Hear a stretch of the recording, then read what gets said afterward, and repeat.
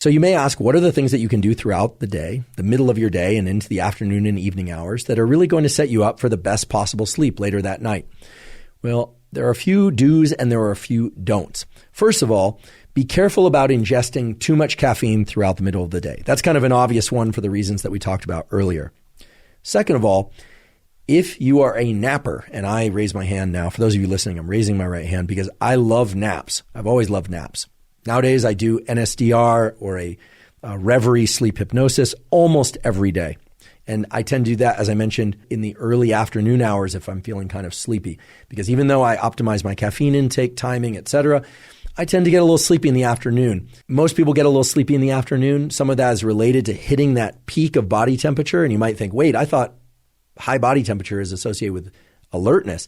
And it is, but right as you crest that high body temperature and your body temperature starts to drop, there's a tendency to be a little bit sleepy. So some of you might opt to take a nap in the afternoon.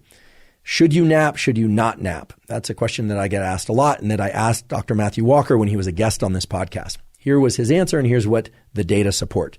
It is fine to nap in the afternoon, but don't nap so late in the day or for so long that it disrupts your ability to fall and stay asleep at night for your major sleep bout.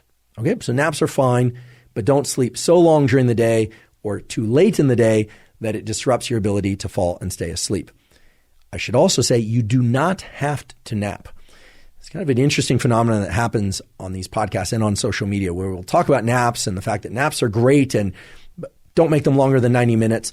But then all the non-nappers get really worried. Like, wait, am I supposed to nap? I don't like naps. I wake up groggy. You do not have to nap. In fact, if you can make it through your whole day without napping, great, more power to you. But if you do nap and you find that naps serve you well, keep those naps shorter than 90 minutes for reasons related to ultradian cycles and so forth.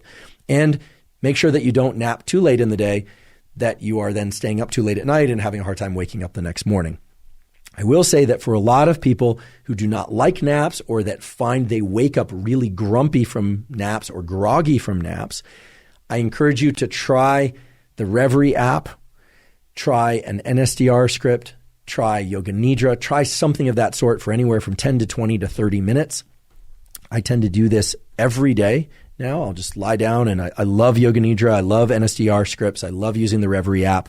In particular, the portion of the Reverie app that gets you better at sleeping. It really is beneficial for me because it serves as very replenishing while I'm doing that hypnosis, but it's also gotten me much better at falling and staying asleep and falling back asleep in the middle of the night. So this critical period throughout the day is one in which most people are doing a lot of stuff. They're emailing and picking up kids and they're exercising and they're commuting and doing all sorts of things, taking phone calls and Zooms, etc.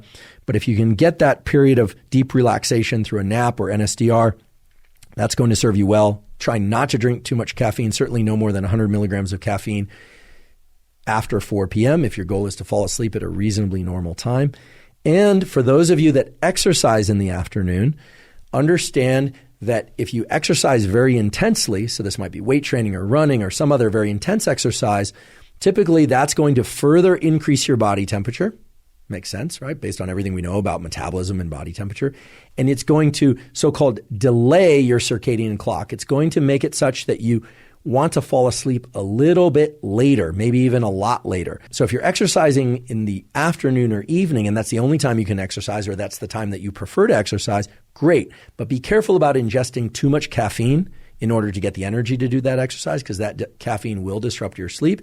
And just know that you are delaying your circadian clock. You are making it such that you will naturally want to go to sleep later and wake up later. Contrast that with if you exercise early in the day, say immediately after waking up or in the first 0 to 4 hours after waking. In most cases, that's not going to shift your circadian clock much.